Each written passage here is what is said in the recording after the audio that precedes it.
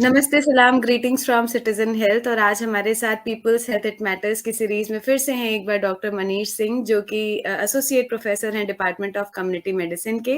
इन्होंने एक बुक भी लिखी है जिसका नाम है handbook on prevention and management of rabid animal bite. ये APCRI के एग्जीक्यूटिव बॉडी मेंबर भी हैं और कॉन्सोर्टियम अगेंस्ट रेबीज के वाइस प्रेसिडेंट भी रह चुके हैं। बहुत बहुत स्वागत है सर आपका एक बार फिर से हमारे इस चैनल पे। Thank you Ritu ji and thank you so much Ritu जी।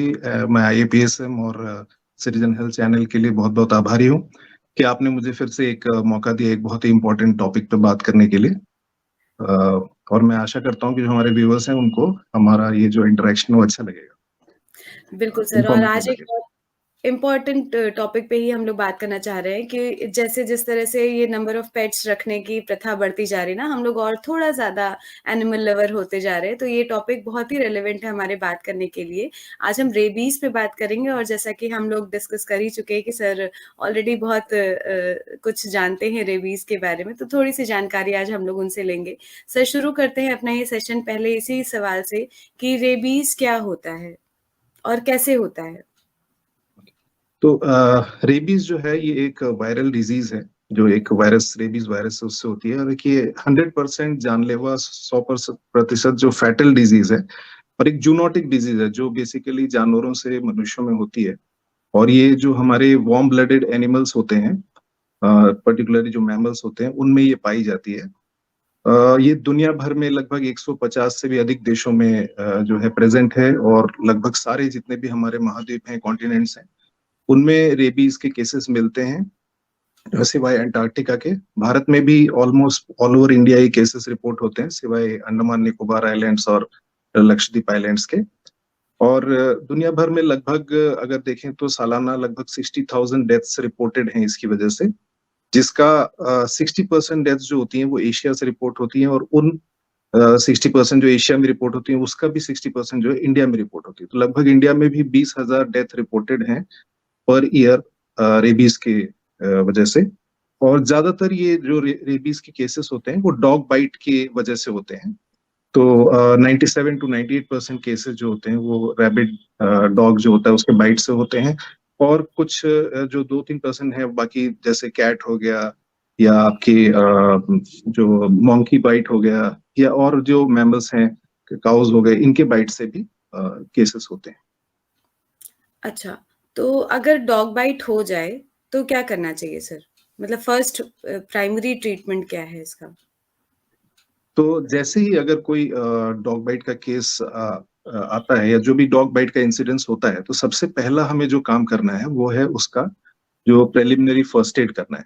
तो उसे हमें एक जो है बहते हुए पानी के सोर्स के नीचे, जैसे नल है, टैप है, तो टैप को ओपन कर दिया और टैप के नीचे जो है कम से कम 15 मिनट साबुन से, जो एकदम झाग वाला साबुन है, उसको लगा के अच्छी तरीके से उसको वॉश करना है। क्योंकि ये जो रेबीज के वायरस होता है ये जो जानवर है उसके सलाइवा में रहता है। तो अगर हम उस पोर्शन को वॉश कर देंगे तो बहुत सारा जो इन्फेक्शन का खतरा है वो हमारा कम हो जाएगा। दूसरा, हमें जो भी नजदीकी स्वास्थ्य केंद्र है वहां पर जाना है। वहां पे जो डॉक्टर होते हैं वो इसकी सीवियरिटी का एस्टिमेशन करते हैं कि कितना सीवियर डॉग बाइट है। तो अगर ब्लीडिंग हो रही है या हम स्पिरिट से अगर स्वैब लगा के देखें, अगर कहीं भी हमें सेंसेशन फील हो रहा है, तो दैट मीन्स कि ये कैटेगरी 3 की बाइट है, गंभीर बाइट है। तो ऐसे केस में हमें इसमें पूरी वैक्सीन का पूरा कोर्स रिकमेंड किया जाता है। और इम्यूनोग्लोबुलिन या मोनोक्लोनल एंटीबॉडी जो होती है वो जहां हमारा घाव होता है उसके चारों तरफ हम उसको इन्फिल्ट्रेट करते हैं। तो बेसिकली डॉक्टर जो होता है उसको कैटेगराइज करता है कि ये कैटेगरी 1 की बाइट है, 2 की बाइट है, कैटेगरी 3 की बाइट है। तो 3 की जो सीवियरिटी वाली बाइट मैंने भी बताई, कैटेगरी 2 बाइट अगर होती है तो इसमें सिर्फ हम वैक्सीन का पूरा कोर्स रिकमेंड करते हैं। तो दो तरीके से वैक्सीन लगती है। एक है आपकी इंट्रामस्कुलर। तो इंट्रामस्कुलर जो वैक्सीन लगती है उसमें हमें 5 डोज लेने पड़ते हैं। तो अगर आज हम स्वास्थ्य केंद्र पे गए तो आज हमारा पहला डोज लगा 0, 3, फिर 7, फिर 14 और फिर 28 डेज पे। अगर दूसरा एक तरीका है जो होता है इंट्राडर्मल वैक्सीनेशन, ये भी उतना ही इफेक्टिव है। तो गवर्नमेंट जो हॉस्पिटल्स होते हैं उनमें ज्यादातर इंट्राडर्मल को हम प्रमोट करते हैं। तो इंट्राडर्मल जो होता है उसमें एक विजिट कम लगती है। और हमें जो है पहला आज जैसे गए तो हमें दो जगह, दो साइट्स पे 0.1 ml का इंजेक्शन लगता है इंट्राडर्मल। और फिर उसके बाद थर्ड डे पे फिर 7th डे पे, और फिर एक लास्ट 28 डेज पे हमें रिकमेंडेड है। तो इस तरीके से हमें पूरा कोर्स जो है वैक्सीन का लेना है। और अगर कैटेगरी 3 बाइट है, ब्लीडिंग है, तो उस केस में हमें जो है इम्यूनोग्लोबुलिन या मोनोक्लोनल एंटीबॉडी भी जो हमारा घाव है उसके चारों तरफ इन्फिल्ट्रेट करना है। अच्छा, सर ये किसी भी तरह के कुत्ते के काटने से या किसी भी तरह के जानवर के काटने से होगा या स्पेसिफिक कि जैसे मान लीजिए जिन लोगों ने पेट रखा है, क्या उनके काटने से भी हो सकता है? और अगर उनके काटने से भी हो सकता है तो उनको क्या-क्या बचाव करना चाहिए पहले से ही? जी। किसी भी तरह के जो डॉग बाइट है, चाहे वो पालतू कुत्ते भी क्यों ना हो, अगर उनसे भी डॉग बाइट हुई है तो उस केस में भी जरूरी है कि आप कंप्लीट वैक्सीनेशन का कोर्स लें। क्योंकि जो हमारे डॉग्स हैं उनमें भी जो वैक्सीन, अगर वैक्सीनेटेड है भी, कई बार लोग कहते हैं कि हमारा कुत्ता तो है उसको पूरी वैक्सीन लगी है, फिर भी हम 100% एश्योर नहीं हो सकते कि जो वैक्सीन उसको लगी है उससे उसके अंदर उतनी इम्यूनिटी है या एंटीबॉडीज डेवलप हुए हैं कि नहीं हुए। तो चूंकि वैक्सीन जो डॉग्स में लगती है उसकी क्वालिटी को हम मतलब वी कैनॉट एश्योर। दूसरी बात है कि आदमी ने उसको लगाया उसको हम इंश्योर नहीं कर सकते उसने सही से एडमिनिस्टर किया था या नहीं किया था। और इस वजह से जरूरी है कि इवन जो कि इंडिया एक एंडेमिक कंट्री है और इंडिया में रेबीज बहुत प्रेवलेंट है, तो इवन पालतू कुत्ता भी अगर काटता है तब भी हमें पूरा कोर्स वैक्सीनेशन का लेना चाहिए। और इसमें जिन लोगों के यहाँ पेट्स हैं वो लोग अपने, जैसे उनके यहाँ भी बच्चे रहते हैं छोटे, तो बच्चे ज्यादातर एक्सपोज होते हैं इससे। तो वो उनके लिए जो रिकमेंडेड है वो प्री एक्सपोजर वैक्सीनेशन है, यानी हम पहले से ही वैक्सीन का 3 डोज ले सकते हैं। जैसे आज हमने 0 डोज लिया, फिर 7 लिया 7वें दिन, और फिर एक 28वें दिन ले लिया। तो इससे जो है प्रोटेक्शन रहता है। तो प्री एक्सपोजर प्रोफाइल एक्सेस ले सकते हैं जो लोग पेट्स अपने यहाँ रखे हैं, खासतौर पे बच्चों के लिए। साल में 1 बार या कैसे? नहीं, ये जब आप लेते हैं तो इसका प्रोटेक्शन बना रहता है जो कंप्लीट कोर्स। तो जब इसका फायदा ये होता है कि जब सब्सिक्वेंट कभी भी अगर डॉग बाइट हुआ तो सिर्फ आपको फिर एक बूस्टर डोज ही 2 लेने हैं, और इम्यूनोग्लोबुलिन की भी आपको जरूरत नहीं पड़ती है। तो ये इसका अच्छा, फायदा है। अच्छा। ये अच्छा सर प्रिवेंटिव मेजर्स कैसे क्या ले सकते हैं? जैसे डॉग काटे ही नहीं, ऐसा कुछ कर सकते हैं? हाँ बिल्कुल, कुछ चीजें हैं जो हम कर सकते हैं। जैसे हम डॉग बाइट के जो विक्टिम्स होते हैं वो ज्यादातर बच्चों की केस, बच्चे ज्यादा रिपोर्टेड होते हैं क्योंकि बच्चे ज्यादा उनसे खेलते हैं, उनको छेड़ते हैं। तो उस केस में जो है कई बार डॉग जो है वो बाइट कर लेता है या स्क्रैच कर देता है। और हुँ, बच्चे अक्सर जो है डॉग बाइट को रिपोर्ट नहीं करते अपने पेरेंट्स को, उसको इतना मैंने सीवियरिटी से नहीं लेते उसको कि इतना गंभीर चीज है। तो कई बार ये छूट जाता है, इसलिए बच्चों में बहुत जरूरी है। तो जो हम बच्चों को ये सिखा सकते हैं कि देखिए, जब कोई भी अगर डॉग आपको काटता है तो उसका काटने का कारण है या तो वो डरा सा महसूस कर रहा है, वो तो आपसे डरा हुआ है तब काटेगा, उसको थ्रेट है आपसे, या फिर वो अपने आप को बचाने के लिए, अपने बच्चों को बचाने के लिए काटेगा, या फिर वो बीमार है, या फिर वो किसी चीज के लिए पॉसेसिव है। जैसे अगर वो खाना खा रहा है या उसका कोई फेवरेट खिलौना है, जैसे कोई बोन वगैरह है उसके साथ खेल रहा है और आपने उसको लेने की कोशिश की, तब वो उसको बाइट करेगा। तो कभी भी अगर डॉग जो है वो बंधा हुआ है या खाना खा रहा है या अपने बच्चे के साथ है, तो ऐसे केस में उसको नहीं छेड़ना चाहिए। और जब भी आप दूसरे के किसी भी के भी पेट को छूते हैं तो बिल्कुल परमिशन लेके और उसके जो ओनर है उसके साथ रहते हुए सावधानी से उसको टच करें। तो ये एक चीज हो गई। दूसरा है कि अगर इन केस डॉग आपको अटैक करता है तो उस केस में भी हमें बिल्कुल पेशेंस रखना है, एकदम स्टिल हो जाना है आपको, एकदम जैसे एक पेड़ होता है, बिल्कुल पेड़ की तरह एकदम स्टिल होके खड़ा हो जाना है। और अपनी जैसे जो सॉफ्ट पार्ट्स हैं, जैसे उंगलियां हैं, इनको जैसे ऐसे मुट्ठी बांध के आपने रख लिया और बिल्कुल स्टिल हो जाएगी। तो डॉग आएगा, आपको सूंघेगा, थोड़ी देर आपके पास आएगा, फिर अपने आप चला जाएगा। या अगर आप अच्छा, बच्चे हैं भागते भागते गिर गए तो हम रिकमेंड करते हैं कि गिर गए तो आप कर्ल हो जाइए और अपना एब्डोमेन और जो ये सॉफ्ट पार्ट्स हैं, ये जैसे ईयर्स वगैरह हैं, तो इसको इस तरीके से प्रोटेक्ट कर लीजिए ताकि ये सॉफ्ट पार्ट्स पे वो बाइट ना करे। वो आएगा आपके पास, थोड़ा बहुत देर रहेगा, फिर आपको वहां से निकल जाएगा, तो बाइट की चांसेस कम है।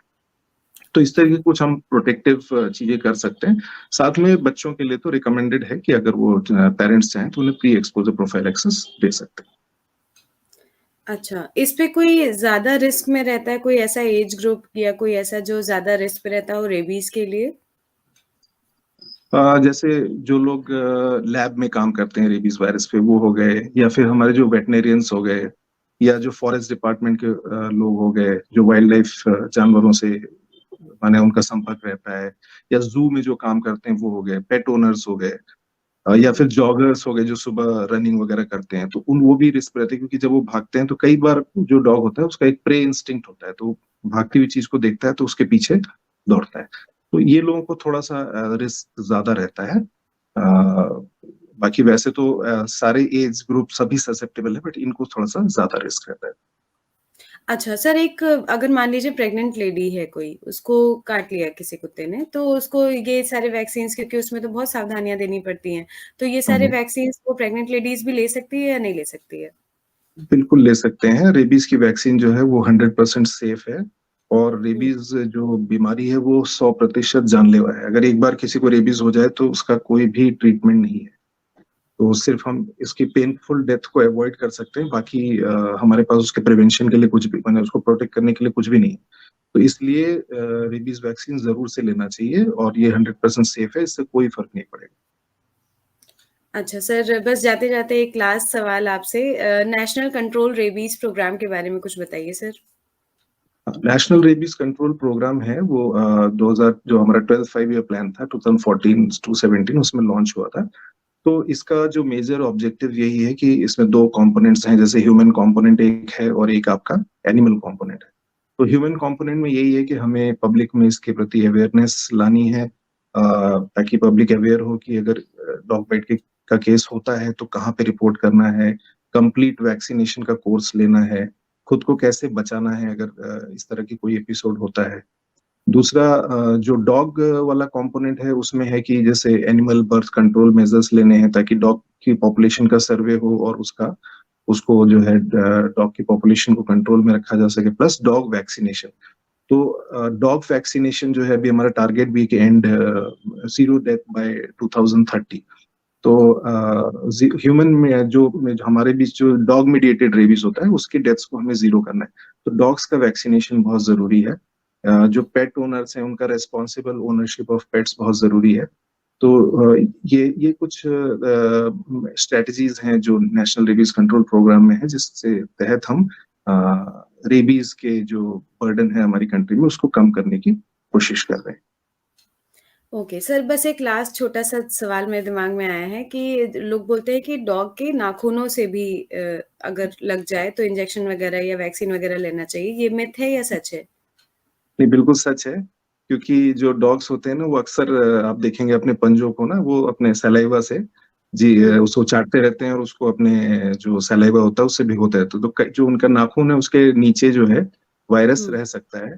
तो जब वो स्क्रैच करेंगे किसी को, तो उस हुँ, स्क्रैच से भी वायरस जो है वो एक्सपोजर हो सकता है। तो इसलिए जो है स्क्रैच भी जो है it is also categorised as, अगर case of dog bite, rabies. मैंने उसमें ओ एक्सपोजर माना जाता है। अच्छा, और क्या ये बहुत महँगा है, इसके वैक्सीन्स जो है बहुत महँगे हैं या बजट में होंगे? नहीं, वैक्सीन जो है गवर्नमेंट हॉस्पिटल्स में ये अवेलेबल है। गवर्नमेंट हॉस्पिटल्स में अगर आप जाएंगे तो वहाँ पे आपको फ्री ऑफ कॉस्ट लग जाती है, गवर्नमेंट हॉस्पिटल में पूरा कोर्स जो है। ओके, ठीक है। Thank you so much sir, thank you इस थैंक यू। अच्छी-अच्छी इन्फॉर्मेशंस के लिए। आई होप कि सब लोग सेफ रहेंगे, सुरक्षित रहेंगे, पेट्स को प्यार करेंगे, रखेंगे पेट्स को। थैंक यू सर हमसे बिल्कुल। बात करने के लिए, हमसे जुड़े रहने के लिए। Thank you so much.